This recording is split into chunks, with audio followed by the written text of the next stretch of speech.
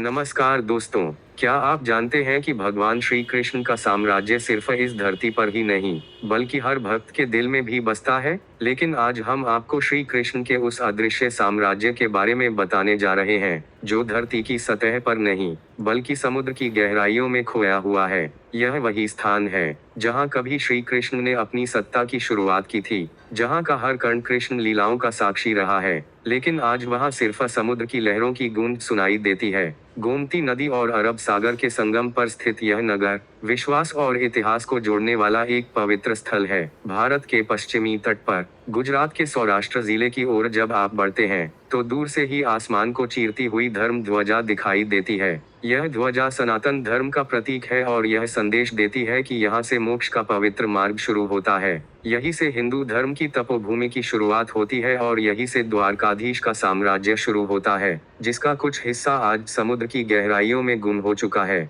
आज हम आपको श्री कृष्ण के द्वारका शहर की खोज और उससे जुड़े रहस्यों के बारे में बताने वाले हैं। द्वारका का यह शहर अद्भुत, अविश्वसनीय और अकल्पनीय है। इसे स्वयं श्री कृष्ण ने बसाया था। यह भारत के 7 पवित्र तीर्थ स्थलों में से एक है और 4 धामों में से भी एक है। द्वारका को सप्तपुरी यानी 7 पवित्र नगरों में से भी एक माना जाता है। इसकी पौराणिक और ऐतिहासिक पृष्ठभूमि आज भी रहस्यों में डूबी हुई है। पौराणिक कथाओं के अनुसार भगवान विष्णु के 8वें अवतार के रूप में श्री कृष्ण का जन्म मथुरा की जेल में हुआ था, लेकिन उनके पिता वासुदेव ने उनकी सुरक्षा के लिए उन्हें गोकुल पहुंचाया, जहां उनका पालन पोषण हुआ। बाल्यकाल में श्री कृष्ण ने राधा और गोपियों के साथ अनेक लीलाएं की। बड़े होने पर उन्होंने मथुरा के क्रूर राजा कंस का वध किया। कंस के ससुर जरासंध ने 18 बार मथुरा पर आक्रमण किया। ऐसे में श्री कृष्ण ने अपनी प्रजा की सुरक्षा के लिए पश्चिम की ओर प्रस्थान किया। उन्होंने समुद्र देवता से भूमि प्राप्त की और महान शिल्पकार विश्वकर्मा से रातों रात द्वारका का निर्माण करवाया।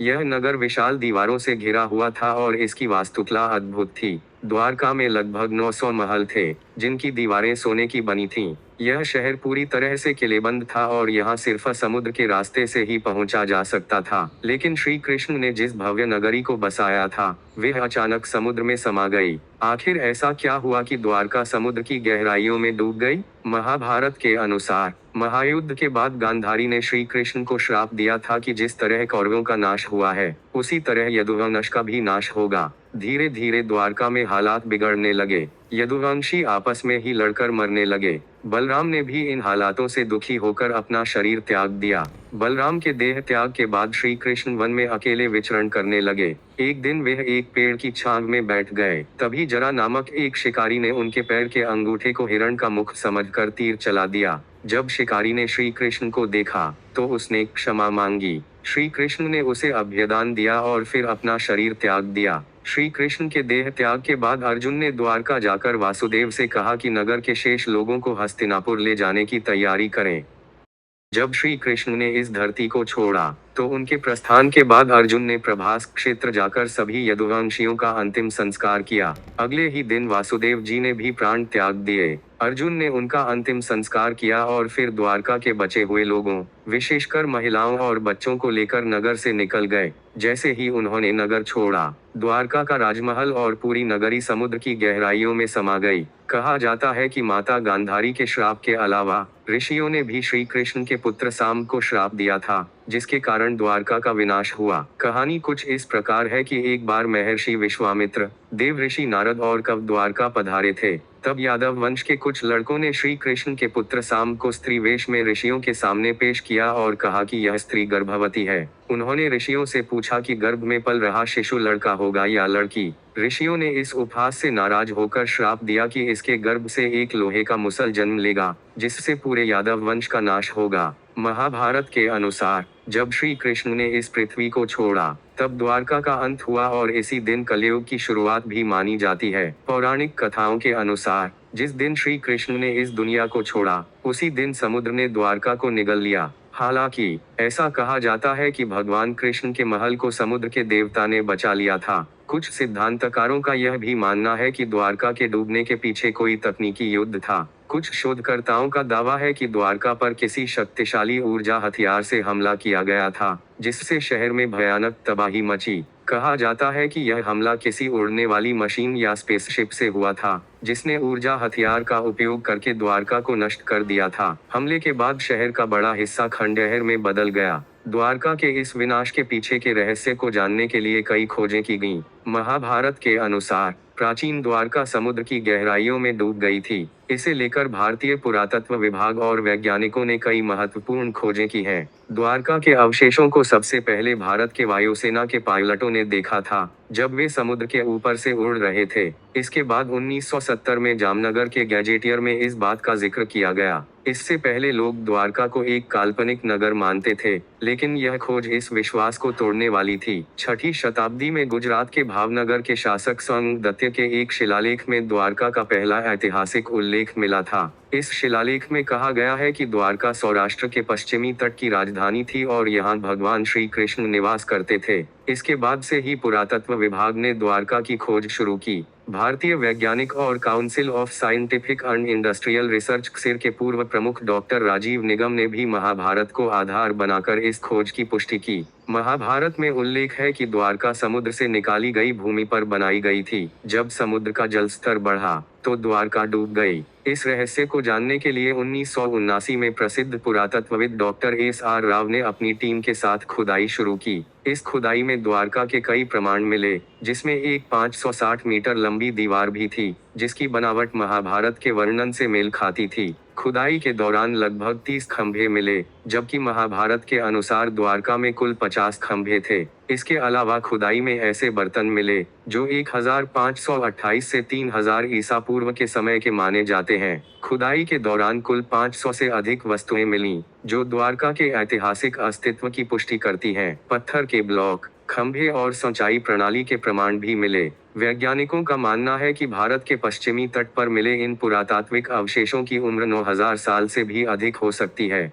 2005 में भारतीय पुरातत्व सर्वेक्षण 80 ने द्वारका की खोज का काम फिर से शुरू किया। इस प्राचीन नगरी के रहस्यों को वैज्ञानिक कसौटी पर परखने का समय आ चुका था। साल 2007 में कच्छ की खाड़ी के पास समुद्र के किनारे पर खुदाई शुरू हुई। इस खुदाई में भारतीय नौसेना के गोताखोरों ने महत्वपूर्ण भूमिका निभाई। समुद्र की गहराइयों से चूना पत्थर के टुकड़े और प्राचीन संरचनाओं के अवशेष मिले। भारतीय पुरातत्व सर्वेक्षण के समुद्री विशेषज्ञों ने इन अवशेषों को भारत और विदेश की प्रयोगशालाओं में भेजा। जांच के बाद पता चला कि ये नमूने सिंधु घाटी सभ्यता से अलग थे और इतने प्राचीन थे कि सभी हैरान रह गए। नौसेना के गोताखोरों ने लगभग 40,000 वर्ग मीटर के क्षेत्र में खुदाई की और वहां से इमारतों के खंड और अन्य अवशेष निकाले, जिन्हें प्रारंभिक रूप से चूना पत्थर का बताया गया। पुरातत्व विशेषज्ञों ने इन खंडों को एक समृद्ध और भव्य नगर के अवशेष बताया। भारतीय पुरातत्व सर्वेक्षण के निदेशक ए.के. सिन्हा के अनुसार द्वारका की खुदाई समुद्र के भीतर ही नहीं,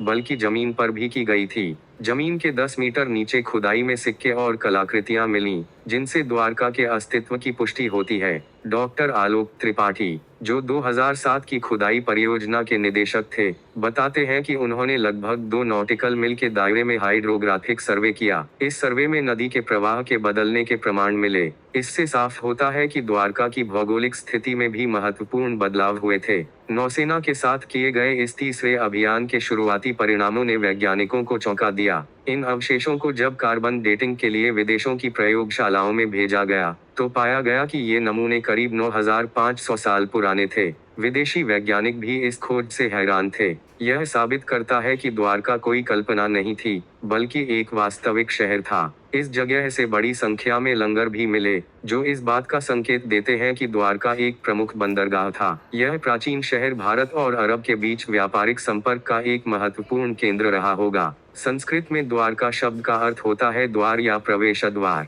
इससे यह संकेत मिलता है कि द्वारका आने वाले विदेशी नाविकों के लिए एक प्रमुख बंदरगाह था। पुरातत्व विशेषज्ञ अब द्वारका की प्राचीन दीवारों की नींव की खोज के लिए समुद्र के नीचे खुदाई की योजना बना रहे हैं। भारतीय पुरातत्व सर्वेक्षण के निदेशक ए.के. सिन्हा ने बताया कि जमीन पर मिली कलाकृतियों और समुद्र में मिले अवशेषों में काफी समानता पाई गई है। इससे इस बात की पुष्टि होती है कि द्वारका एक समृद्ध और भव्य शहर था, जो बाद में समुद्र में समा गया। भारत के समुद्री तकनीकी विभाग के पूर्व मंत्री मुरली मनोहर जोशी ने इस खोज के बारे में महत्वपूर्ण जानकारी दी थी। उन्होंने बताया कि समुद्र के भीतर से निकाले गए शिल्प के ध्वनि चित्रों से स्पष्ट होता है कि ये मानव निर्मित थे। इसके अलावा एक प्राचीन नदी के प्रमाण भी मिले हैं, जो 9 किलोमीटर लंबी है और उसके किनारे पर प्राचीन सभ्यता के अवशेष पाए गए हैं। समुद्र की गहराइयों से मिले लकड़ी के शिल्पों पर दरारें भी मिली हैं। कार्बन डेटिंग से पता चला कि ये शिल्प भी लगभग 9000 साल पुराने हैं। मुरली मनोहर जोशी ने कहा कि उनके मंत्रालय ने इस खोज का अध्ययन करने के लिए एक विशेष टीम गठित की थी। इस टीम का मुख्य उद्देश्य था कि इस क्षेत्र की प्राचीन सभ्यता से जुड़ी कड़ियों को जोड़ा जाए और यह समझा जाए कि द्वारका के डूबने के पीछे का कारण क्या था। पुराणों और महाभारत में जिस द्वारका नगरी के डूबने का जिक्र मिलता है, उसकी खोज के लिए वैज्ञानिकों को बड़े पैमाने पर शोध और तकनीकी सहायता की जरूरत होगी। पुरातत्व विशेषज्ञ ए.के. सिन्हा के अनुसार, समुद्र में खुदाई के लिए एक मजबूत आधारभूत संरचना और अनुभवी गोताखोरों की आवश्यकता है। द्वारका नगरी के रहस्य को उजागर करने के लिए इस प्रोजेक्ट को बड़े स्तर पर चलाना होगा। सवाल यह है कि द्वारका के डूबने का कारण क्या था? कुछ वैज्ञानिकों का मानना है कि यह प्राकृतिक आपदा थी। करीब 9000 साल पहले जब हिमयुग समाप्त हुआ, तब समुद्र का स्तर तेजी से बढ़ा, जिससे कई प्राचीन शहर समुद्र में डूब गए। उन्हीं शहरों में से एक द्वारका भी था। एक अन्य सिद्धांत के अनुसार, द्वारका की स्थापना समुद्र से निकाली गई भूमि पर की गई थी। जब समुद्र का स्तर फिर से बढ़ा, तो यह शहर पानी में डूब गया। भूवैज्ञानिक रिपोर्ट के अनुसार, समुद्र के स्तर में यह बदलाव तटीय कटाव या भूगर्भीय हलचल के कारण हुआ होगा। समुद्र के स्तर में यह उतार चढ़ाव कई बार हुआ,